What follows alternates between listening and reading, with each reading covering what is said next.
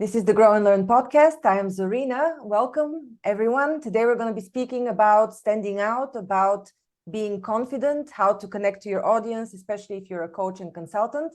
Today I'm welcoming 3 times author on the subject and somebody with a 20 years experience on the subject of branding yourself and helping people connect to you, Chantal Cornelius, with a lovely British accent.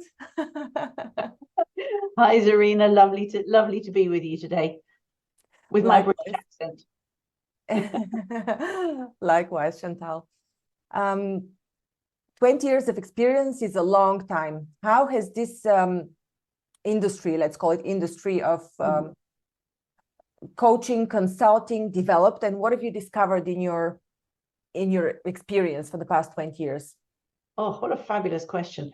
It's changed so much. I think the biggest change that I've seen with coaching is that 20 years ago, most people had never heard of coaching. Coaching was what you did if you were an athlete. You had a coach, or it was a bus that you drove. The concept of life coaching or business coaching, excuse me, most people had no idea what it was. And I remember working with coaches back then, and they were struggling because people go, well, what is this coaching and why should I do it? So that, luckily, the coaches that are good have been educating the world for the last 20 years, and now it's so much more mainstream. I know there are still some people who don't believe in coaching or who don't fully understand it, but it's a massive industry, and it's been really good to see that it's become so much more accepted and so much more essential. You know, even big organizations are now going, we need our staff and our teams to be coached if we're going to make a difference and stand out. So that's been a huge change. Yeah, I actually don't know of any big organization that goes without coaching. It's a part of the HR system for learning and development. It's accepted now. It's almost part of the norm, and I think it should be. I think it's great. Yeah. So back again, or let's delve into this question a bit. How has it evolved, the coaching industry, and what coaches need to do to stand out? So back in the day, they just needed to be seen and to promote the industry itself, but now they have to promote themselves in the sea of coaches. Yeah, that is one of the downsides of coaching becoming much more popular and widespread. It's now much more competitive. I remember probably one of the first coaching clients I worked with, when I said to her, what makes you different? What makes you stand out? She said, well, I help my clients get from where they are to where they want to be. And I thought, that's a really nice way of saying it. Problem is, everybody says that now. Right. I help my clients get from where they are to where they want to be. And that there's nothing different there. So about 7 or 8 years ago, I started looking into this in more detail, and I started doing some research into what really makes coaches and consultants stand out. And what I kept seeing over and over was that when you're selling a service, so not a product or a widget, you're selling yourself, your own time and expertise, people buy from you because of an emotional, it's an emotional drive. So we buy, as human beings, we buy because we want something. So our gut will be going, I want to work with that person. The head will then go, well, this is the right person to work with because. So it's the emotional drive. And the research that I've been doing is showing me that our reputations are based on how the client wants to feel and how they feel after they've done a coaching session or a consulting session with them. So it's identifying those emotions, how clients want to feel. I've actually come up with 5 strategies that I think work really well with coaches and consultants. And mostly each coach or consultant will have one of those 5 strategies. And when they use that, and it's about tapping into the emotions that their clients are going through, that's what makes them really stand out. I do want to hear about the 5 strategies. And now my first question, though, was just a step back, was when you were talking about these emotions, you're talking about the projected emotions that the client would like to feel after the session, or the emotion that the client is feeling right now? How do you connect to the client? It's what's really important is it's about how the client wants to feel at the end of the coaching session. Mm-hmm. So a client might come to you as a coach in a bit of a mess, or very upset or distressed or anxious about whatever. It's about how they want to feel at the end of that session. You know, do they want to feel safe, secure? Do they want to feel inspired and motivated? Do they want to feel calm and relaxed? It's about, it's the end bit, which makes it easier in some ways to find out what those emotions are, because it's literally about saying to clients at the end of the session, how do you feel?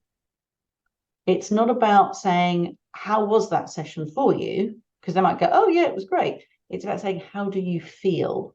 And then listening to the language, because that's when the emotions will come out. I feel such and such. So yeah, it's the end of the session.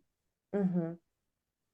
How did you go about your research, Chantal? Did you actually research? Did you observe coaches? How did you go about the research? Oh, lovely question. Lots of different ways. I have observed a lot of coaches. I work with a lot of coaches, so I've interviewed loads of them, and I've talked to them about how their clients feel at the end of sessions. I've talked to them about what works for them from a marketing point of view and what doesn't work. I have run a whole load of workshops and seminars. I've spoken at events, and I gather information from all of those. I have a test that people can take on my website, and I'm collecting the data from that and analyzing it and looking at what's working, what isn't.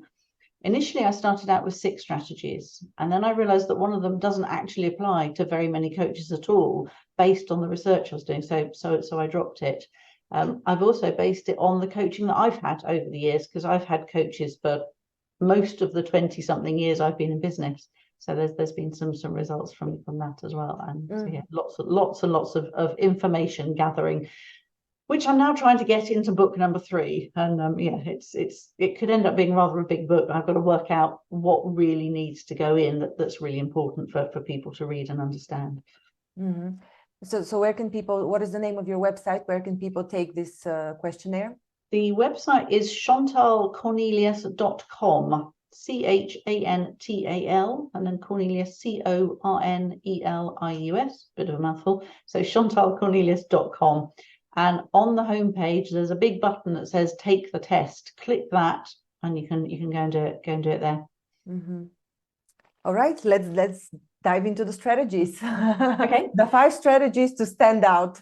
5 strategies. Okay, so the key thing to remember here is that if you're a coach or a consultant, there will be one of these 5 strategies that will really resonate with you. And it's about how, like I said, it's about how your clients want to feel when they're working with you. So the first one is called certainty. And this is about being a safe pair of hands. It's the strategy that I use in my business. When I was first doing this research, I had a team of young marketers working with me, and they were really keen on social media and videos and SEO and all sorts of clever, funky marketing. So we were pushing this to our clients and saying, you really must use some of this material, some of these marketing tools. And I noticed that the clients were coming back, they were quite reticent. They didn't want to buy it. And so I started asking them, like, what do you actually want from us? And they said, we see you as a safe pair of hands. We see you as a consultant who will guide us, tell us exactly what marketing to do, not confuse us with all the modern technology. And that was quite a shock for me, because I'd been thinking that they wanted growth in their business and were going places, but actually what they wanted was certainty. They want peace of mind. They want somebody to look after them. And these days, when I say to clients, it's okay, you don't have to be on every single social media platform, just pick 2 or 3 to start with, I see them visibly relax, and they feel calmer, because they know that they don't have to do all of it. So that's certainty. It's about really looking after your clients, holding their hands. Mm-hmm. The second one is connection. This doesn't often apply to coaches, but it's about clients will work with you because they want to be connected to the people who you know. I'm based in the UK, and I'm part of something called the Professional Speaking Association. And we are a wonderful group of professional speakers, and there are associations all over the world that we're involved with. I've been their marketing director for 4 years. And when we started changing the marketing for the PSA, we thought it was about bringing new members in and really growing the organization and helping the members to grow. And then one day, one of the members said to me, the reason I stay in the association is because of the people. And it made me realize that connection was really important, because and it's the same for me. I'm a member of the PSA because I can connect with other speakers. I get this all the time. I get referred for business. I've traveled out to Portugal and all sorts. I'm going to Canada in a couple of months' time because I've been recommended by other people in the association. Mm-hmm. So, as I said, it doesn't often apply to coaches. It's more for consulting and sort of networking organizations. But that's connection. That's number 2. Number 3 is called contribution. This is about helping your clients to become something, part of something bigger than they already are. Charities use this a lot. So charities, rather than just saying, donate to us and we'll go and help the world, good charities will encourage you to become part of something. There's a fabulous charity here in the UK called Alzheimer's Research, and it's one that my partner and I support. We did a huge walk for them last summer. This summer, we volunteered to go and spend a day on the finish line of one of their sponsored walks, and we were cheering people across the finish line. And these poor people had walked either a half marathon or a whole marathon, and we were handing out medals, we were handing out glasses of Prosecco, and it made us feel really good. We got no real benefit from it, but it made us feel good. We were part of the day, and seeing the looks on these people's faces, they were tired and hot and exhausted, and you give them a medal and you give them a bottle of a glass of bubbles, and their faces light up. So contribution is about encouraging people to become part of something bigger. It's not, so with charities, it's not just about donating money, it's about being part of a team. And it can work with coaches and consultants too. That's number 3. Number 4 is called growth. Now, this can be personal growth or it can be professional growth. A lot of coaches will work with clients who want to grow themselves personally, and a lot will want to work with clients who want to grow their business. And there's a lot of coaches do both. I have a coach who I've worked with for about 6 years now. Ian is a Paralympic judo medalist. He's amazing. And when I started working with him, I said, Ian, I need to help with growing my business. So that's what we worked on. We set goals for the growth of my business, and we looked at the challenges, and he helped me overcome the obstacles. And then some personal stuff started getting in the way. I was having parental issues and marital issues and all sorts. And I said to him one day, look, actually, I need some help. I need some help with me, because if I'm not okay, I can't grow my business. So now Ian and I probably spend more time working on me and my growth than on the growth of the business. The growth of the business happens because my growth happens. Sometimes we look at the development that I need of improving my speaking skills or my confidence, and that then helps the business. So for coaches, growth is a strategy I see a lot. Sometimes it's personal, sometimes it's professional, sometimes it's both. But that's growth. And the 5th one is called significance. This is about helping your clients to become more impactful, to stand out more, to be braver, more confident. I have a lovely client, Susan, who the strategy she uses is significance.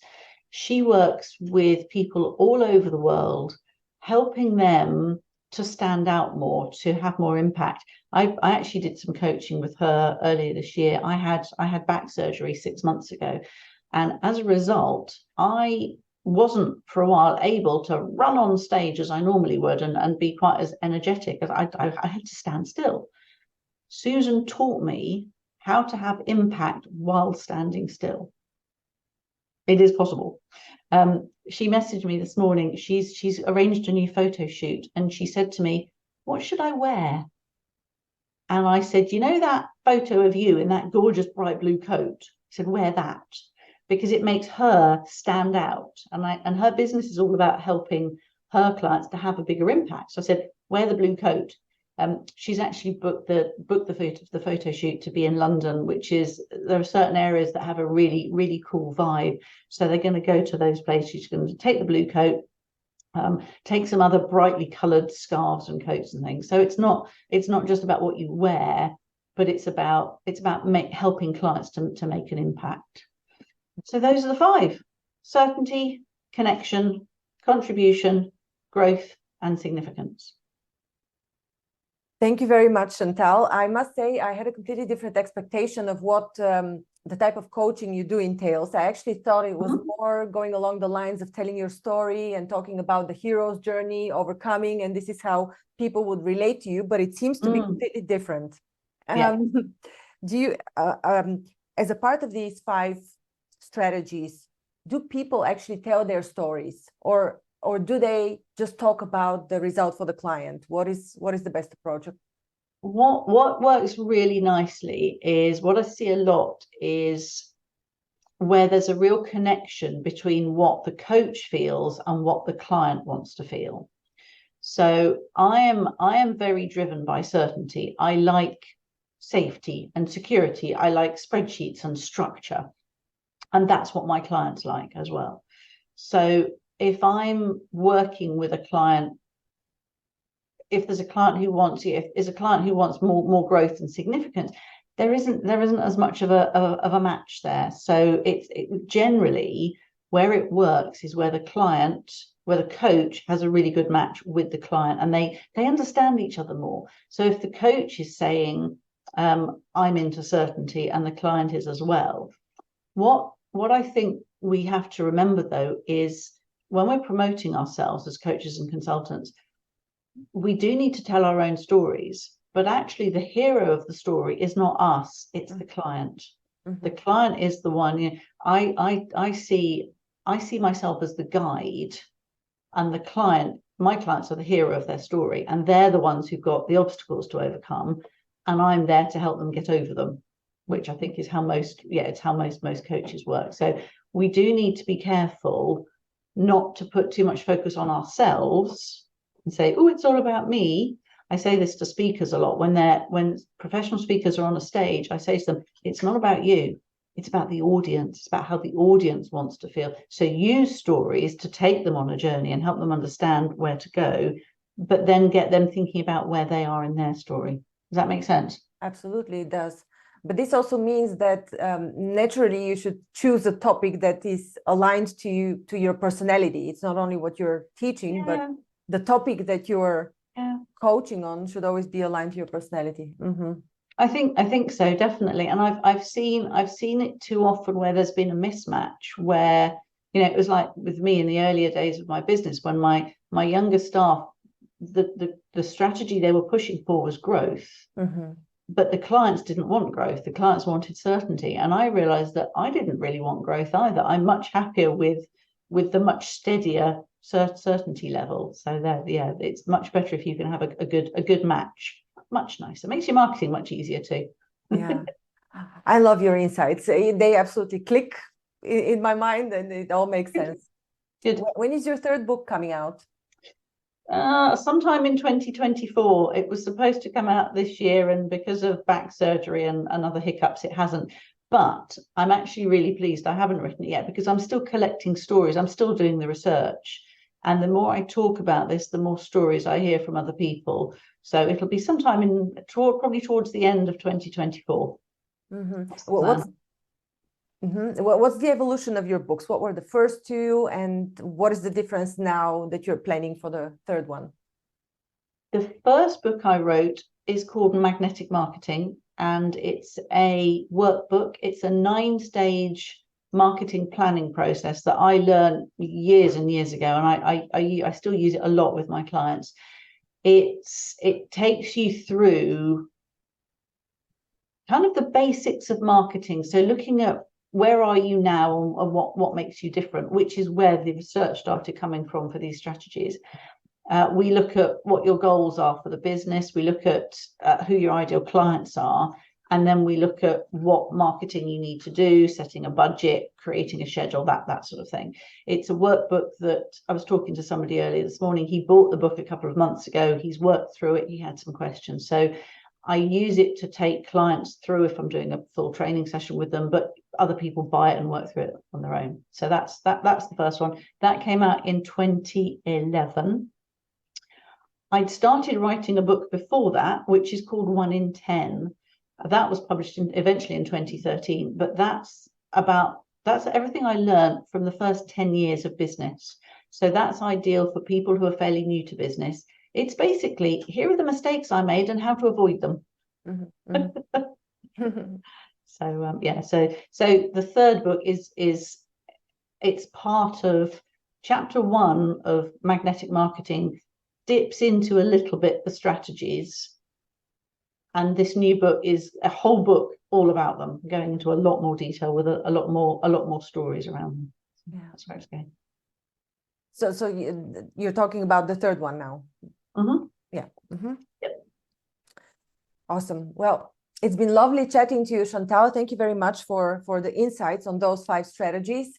Anything that you would like to share in addition? Maybe share once again your website. Yeah. One question that a lot of people ask is, how do I find out what my strategy is? And the best thing to do is go to my website, chantalcornelius.com, click the Take the Test button, because what you'll see there is a list, 5 lists of words. And these are the emotions and the feelings that I've identified that go with each of the 5 strategies. Now, they're not in the order that I talked through them earlier. I've mixed them up on purpose, because what I don't want is somebody to think, oh, I think certainty is my strategy, and go and select that. So anyone who wants to, and I'd love for you to do this as well, it'd be really interesting to see what results we get for you. Go onto the page, look at the words that are there, and it's about ticking the words that resonate with you, words that clients say to you about how they feel after they've worked with you. There are between 15 and 20 words in each column. I suggest you pick between 5 and 10 in each column. Don't try to pick all of them, but pick the ones that really resonate, and fill in the form, click submit, and I will then go through that. I look at it, I'll go through, and I'll send you a report that's personalized that says, this is your strategy and this is how to use it. And the report will also give you some more details of all of the strategies. The words that are on, so for instance, if somebody sends me through the report and I go, okay, certainty is your one, I will tell them which words, which column on that page are the words to use. And then it's about weaving those words, weaving that language into your marketing and sales. Awesome. I'll definitely do it, because from the expose that you just did on the 5 strategies, I am oscillating between growth and significance. And I've also realized that I sometimes tend to employ one type of marketing, sometimes a different type, but I'm not quite sure which one is best for me. So I'm definitely going to do that. Right. Go and have a play with it. Take some time to go through it, and then I'll have a look. Quite often I meet coaches who have growth and significance, but there'll be one that leads more, and that's fine. When you're doing the test as well, think about it. There are some people who run multiple businesses. Focus on one business at a time and one element of the business, because you may have 2 completely different services and you may actually need 2 different strategies. So focus on one. But yeah, send me, tick some boxes, send it through, and I'll come back and let you know. That'd be cool. Good to see you. Lovely. Thank you so much, Chantal. It's been a true pleasure. Everybody head to chantalcornelius.com, take the test, and grow your business. Go from there. Wonderful. Lovely to talk to you. Likewise. Thank you. Thank you for listening to Grow and Learn. We hope that you found our podcast informative, engaging, and inspiring. Our mission is to help you keep growing and learning, and we hope that our conversations and insights have provided you with practical advice and useful perspectives. If you're looking for personalized support and guidance to help you achieve your personal or professional growth objectives, I offer a range of services to help. As a trusted management partner and mentor, I work with businesses in the process of transformation, looking for new streams of business, as well as M&A. With an extensive professional network of experts and mentors, I can bring on board the right person or team based on the specific needs of the company I'm working with. To learn more about the services I offer and how I can help you achieve your goals, visit my website at grownlearn.org. You can also reach out to me via email or social media. I'd love to hear from you. And if you enjoyed this episode of Grow and Learn, please subscribe to our podcast and leave us a review. Your feedback is important to us, and it helps us to continue to create content that is relevant and valuable to our listeners. Thanks again for listening, and we look forward to sharing more insights and perspectives with you in the future.